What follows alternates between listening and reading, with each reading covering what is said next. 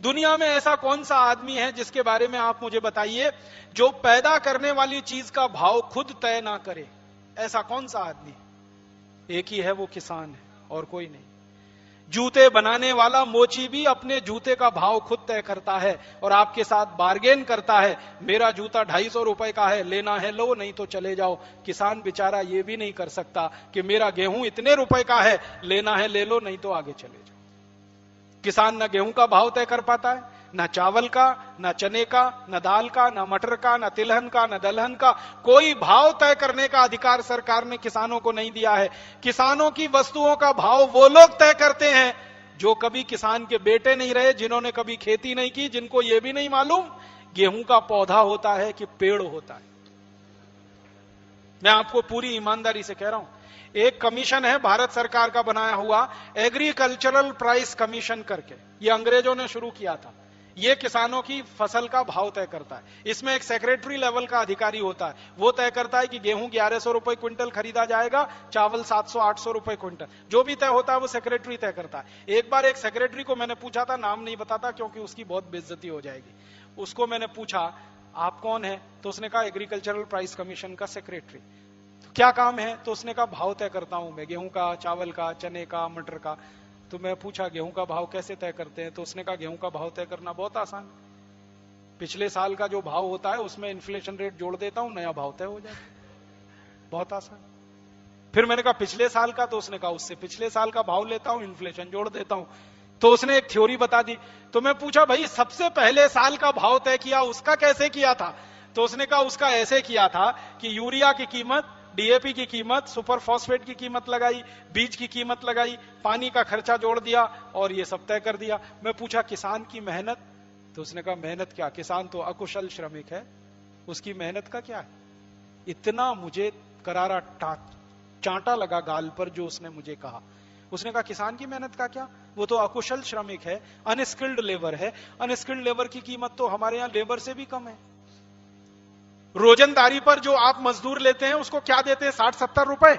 Minimum guarantee योजना में कितना? 100 रुपए। तो जो आप 60-70 से 100 रुपए देते हैं, उससे भी कम कीमत किसान के श्रम की तय होती है। आपको मालूम है जब गेहूं का भाव तय होता है। तो मैंने उस अधिकारी को पूछा कि आपको यह किसने बताया कि किसान का श्रम अकुशल है, अनस्किल्ड है? किसने बताई, किसने बनाई ये डेफिनेशन? तो उसने बेशर्मी से कहा अंग्रेजों ने।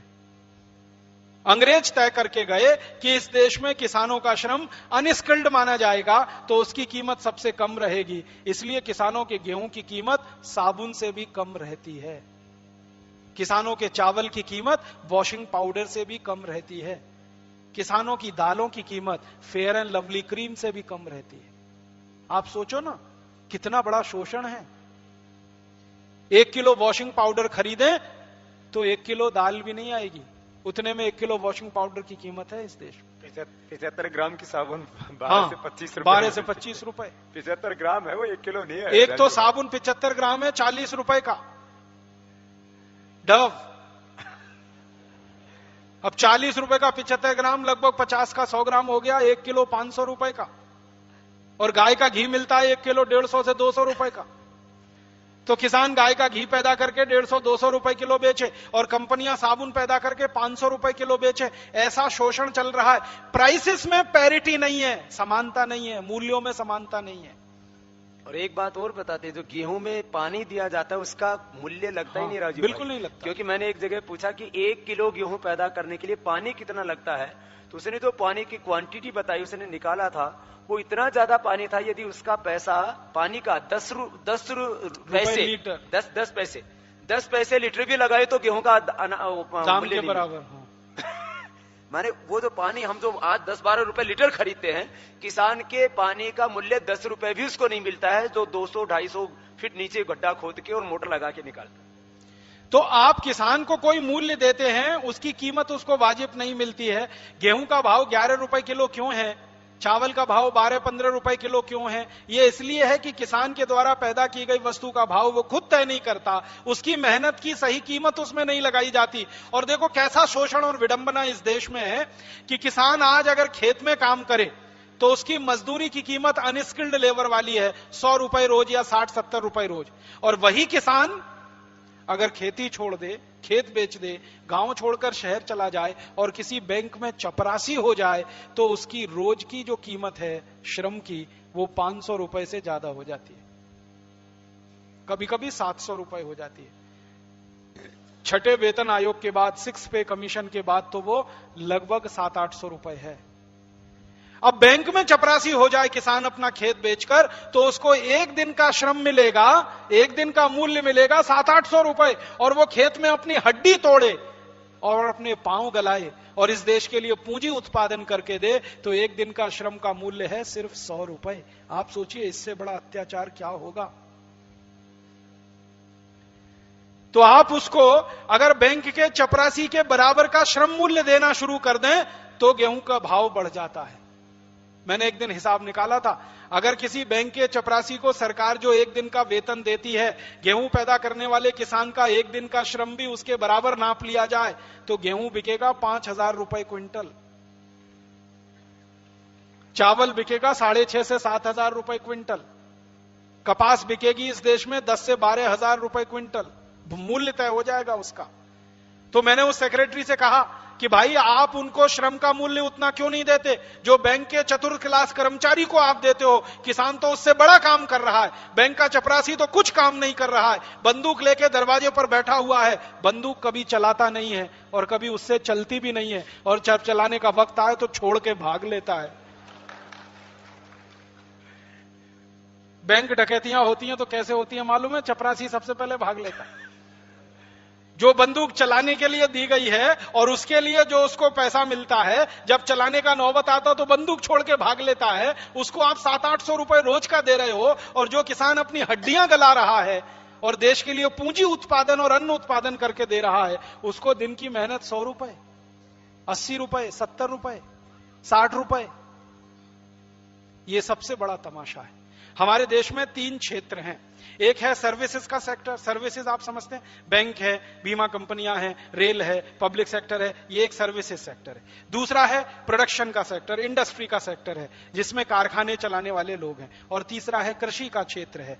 तो उद्योग के क्षेत्र में, कृषि के क्षेत्र में और सेवाओं के क्षेत्र में मिलने वाला श्रमिक मूल्य तीनों जगह अलग अलग है और जमीन आसमान का अंतर है। कृषि का मूल्य सबसे कम है, उद्योगों का उससे ज्यादा है, और सर्विसेज का उससे भी ज्यादा है। मैंने कंप्यूटर चलाना सीख लिया, टाइपिंग ही तो है ना, और वो टाइपिंग करने के लिए अगर मैं थोड़ा मास्टर हो गया तो एक एक दिन का मेरा श्रमिक मूल्य हजारों रुपए में बैठता है। आपको मालूम है सॉफ्टवेयर इंजीनियर्स को 1-1 लाख रुपए, 1.5 लाख रुपए के पैकेज पे नौकरी मिलती है, तो उसका श्रमिक मूल्य रोज का 1000, 1200, 1500 रुपए, 8 घंटे काम कर रहा है, शरीर नहीं तोड़ रहा है, खाली कुर्सी पर बैठा हुआ है, एसी चल रहा है, गाड़ी में आता है, गाड़ी में जाता है, और उसका एक दिन का श्रमिक मूल्य आप हजारों में गिनते हैं। और जो किसान अपनी हड्डियां गलाता है, कमर तोड़ देता है, जिंदगी पूरी होम कर देता है, उसका श्रमिक मूल्य आप एक दिन का 100 रुपए भी नहीं गिनते। जब इतना शोषण होगा तो पूंजी उत्पादन में कमी आएगी। और पूंजी उत्पादन में कमी क्यों आई है इस देश में? हिंदुस्तान में आजादी के पहले जब खेती करने वाला किसान था ना, तो 1 एकड़ में 56 कुंटल चावल पैदा कर लेता था। इतनी उपजाऊ जमीन थी हमारी। 1 एकड़ में 56 कुंटल चावल, 1 एकड़ में 25 से 30 कुंटल गेहूं, 1 एकड़ में 90 मीट्रिक टन गन्ना, 1 एकड़ में 7 से 8 कुंटल कपास। इतनी उपजाऊ जमीन थी हमारी अंग्रेजों के पहले।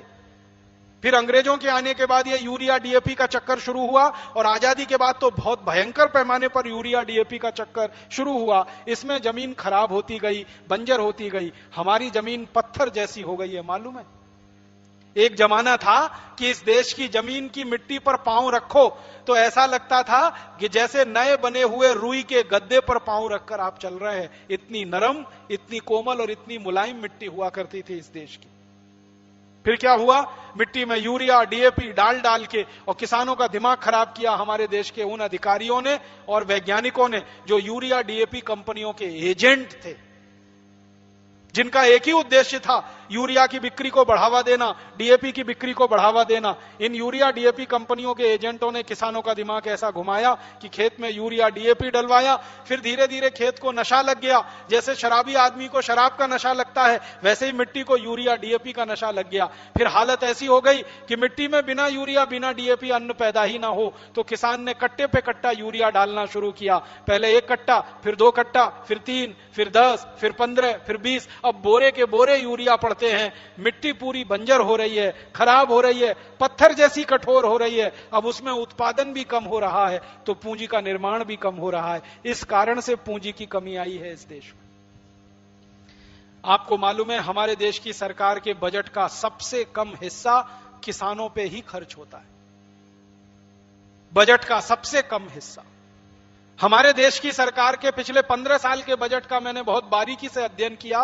पिछले 15 साल में हर साल खेती और किसानों के लिए खर्चा कम होता जा रहा है, लगातार कम होता जा रहा है। तो किसानों को सब मदद करोगे नहीं, उनको मदद दोगे नहीं, उनको सुविधाएं दोगे नहीं, उनका सम्मान करोगे नहीं, हर समय हर क्षण उनका अपमान करोगे, तो किसान फिर बेचारा पूंजी उत्पादन के काम में जो लगा हुआ है वो उससे भटकेगा, वो उससे अलग हटेगा या कम करेगा। इसलिए पूंजी की कमी हुई है इस देश में। और उस पूंजी की कमी को पूरा करने के लिए हमारे ये मूर्ख नेता, जिनको मैं मूर्ख शब्द में कहना चाहूंगा, क्योंकि जहां पूंजी मूल रूप से पैदा हो रही है उस किसान की मदद तो नहीं कर रहे हैं। उस पूंजी की कमी को पूरा करने के लिए विदेशी कंपनियों को दरवाजे खोलकर बुला रहे हैं, आओ आओ हमको पैसा दो। ये कुछ